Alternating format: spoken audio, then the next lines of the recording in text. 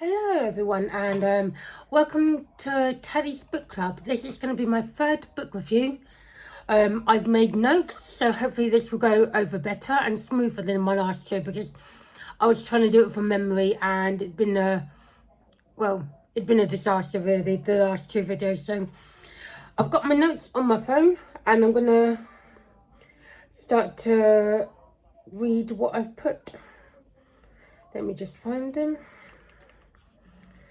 If you hear my voiceover, sorry about that. I obviously needed to read stuff.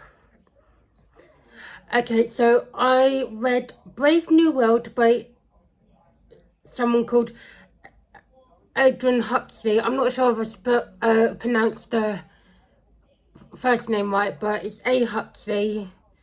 The book released on the 3rd of July 1932. The audiobook version is the one that I've watched, and it was 9 hours and 22 minutes long. And if you're reading the print version, it is 290 pages long. So it's not, I would class it as a medium-sized book. The book is a sci-fi sort of dystopian future. The year is 632. It's classed as AF, which is after Ford, which I'm not really understanding this book a lot, but I did kind of enjoy it when I was getting into it. So yeah, the year is 632 AF, which just stands for after Ford, which is a feature in the book. It's about genetics and you know, sort of sci-fi technology. Bernard and Lenny are the two out of the 3 or 4 main characters of the book. There is another person that is mainly in a main character coming to like halfway through the book, which is called John. But they do call him not Bernard and Leanne. Other people in the book call him Mr. Savage, and I'll get into that in a minute. I'm just gonna go through my notes first, and then I'm gonna fill in the blanks. Bernard is slightly different to other people in this future, because they're all taking like they're all taking some like pills. I can't remember what the pill name was, but it makes you happy. It calms you, relaxes you. It's just a form of a happy pill. Just because everyone's taking so many different pills to be happy and not sad, but Bernard is different. He doesn't like to take the pills, so he's normally sad and depressed, and he's treated differently because everyone thinks when because I've got a bit of head in myself, but just people don't have mothers and fathers in this world, and they're sure, like John, who what they call is a savage. Basically, you're born out of this womb that's been technological advanced, so they could have hundreds of thousands of babies out this one womb, and you could be a twin, but it's quite hard to put into words. Basically, you're grown out of this womb surgically. You know, you're sort of, you're hypnotized, and repetitive hypnotism into believing certain things independent on what class you are, because you've got the alphas, you've got the betas, then you've got other classes like lower down, and they do all the grunt work. So basically, if you're a beta, you get, because they talk about the betas more in the book, saying if you're a beta, you wish you were another lower class, and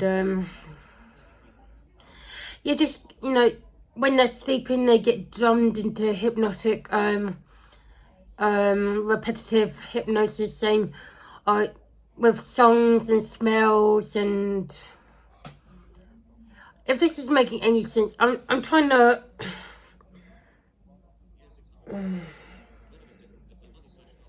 Yeah, no, mothers and fathers, because obviously they just had they grow the wombs and they grow babies out of them. Linda is John's mother because she got lost in what they call the savage country, where they're not civilized according to like the sterilized world. So they're having babies, they're living poorly, they're not taking the medications because obviously they don't have medication. So Linda is a beta, but obviously went on a trip with her boyfriend, got lost and got left behind. So she managed to get pregnant with his baby, which is John.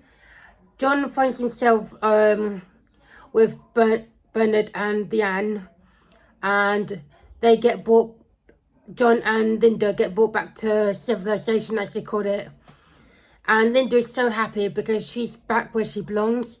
But John is struggling with the new world because obviously when he was in the uncivilized world, he just wanted to be left alone. No, he didn't want to be left alone and he wanted to be included. Now that he's in the civilized world, all he wants to do is be left alone. And he's struggling to cope because obviously, you know, people want to meet him, people want to talk to him, people want to experiment on him.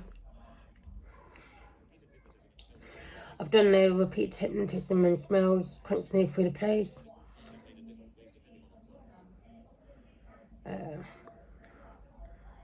So yeah, just like basically Bernard and Leanne, they go on a trip to like the uncivilized area and they find John and his mum Linda, and of course because obviously no one has a mum or dad in the civilized world, as they call it. You know, it's like a sinful thing. It's like it shouldn't have happened. So Linda and John get brought back, obviously, like I just said.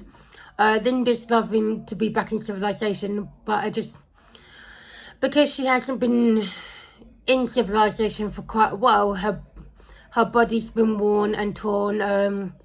You know, she hasn't been able to take her medication, so she gets ill and sick, and John's having to cope with all like this new environment.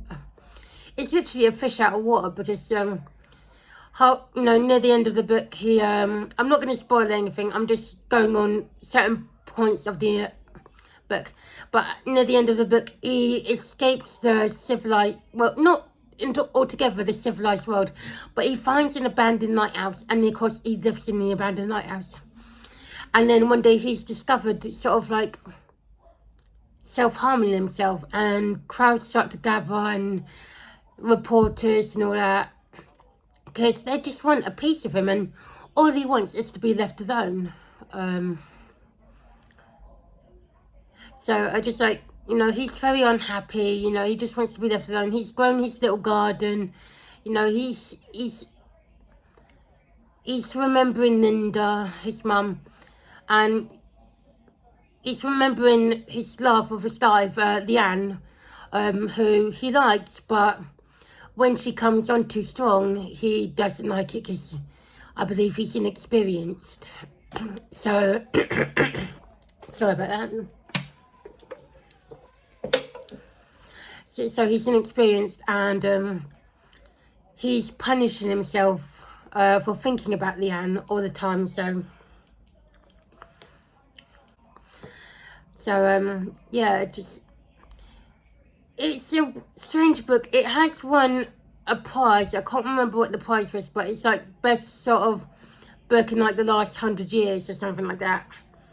But it's just, at first I didn't understand it because like when they're sort of like, what would you call it, disciplining the babies, like just obviously, you know, from a very early age they are so used to being experimented on, like, because obviously you've got the smells and the hypnotism, because obviously while they're sleeping they're getting repeated messages saying, oh, thank God you're this, instead of, you know, a lower class. And you know, just one of the points in the book early on, it's literally like, I believe first or maybe second chapter, Like, they've got these babies who crawled into books and roses, and of course the floor's been, you know, when the boss says, okay, do it now, they electrocute the babies. And I was a bit horrified. I mean, who electrocutes babies? I mean, because, like, they teach them not to love nature or be able to read old books, because anything old is bad. It has to be new, you know. So nothing from the olden days can actually be acceptable, so, because it's banned. And I'm just thinking, okay, so everything has to be new. You have to take medication in order to be happy. I understand that antidepressants, you know, in today's world can help, because I'm on antidepressants for obviously my mood and a few other illnesses that I have that needs it. But I'm just thinking, they're taking so many pills. They're taking anti-sex hormone replacement drugs, like in the chewing gum. And I'm just thinking, is that what we're going to be getting to in our future? Just like, you know, being dictated to what we can and can't do. We can't have old stuff, so we have to be controlled. I mean, basically, because some of the world is still controlling their citizens. Maybe not to this degree, or maybe even worse, but just the fact that you can't think clearly. You know, you can't be miserable. You have to be happy, so that's why you have to take your happy pills. I'm calling them happy pills because obviously I can't remember the name of the medication, but just like, if I say happy pills, you all know what I'm talking about. But it did get me thinking, this book. I didn't exactly get all of it and understand all of it, because I did find it a little bit hard to read some of it. Not spoiling anything, because obviously the book is quite good, because it but the further along I did get, the more I was enjoying it, and that ending got me. But I'm not spoiling it. So anyway, hopefully this has been a better video. Hopefully it made sense a little bit more, because obviously I'm thinking, if I'm trying to write notes about key areas of the book, it might be more interesting. So that's all I've got to say today. I'm going to try and do another video this weekend about a book that I've been reading. Hopefully I can do it justice, and hopefully this has been on the right video compared to the last two. Anyway, have a good weekend, and I'll see you soon. Take care. Bye.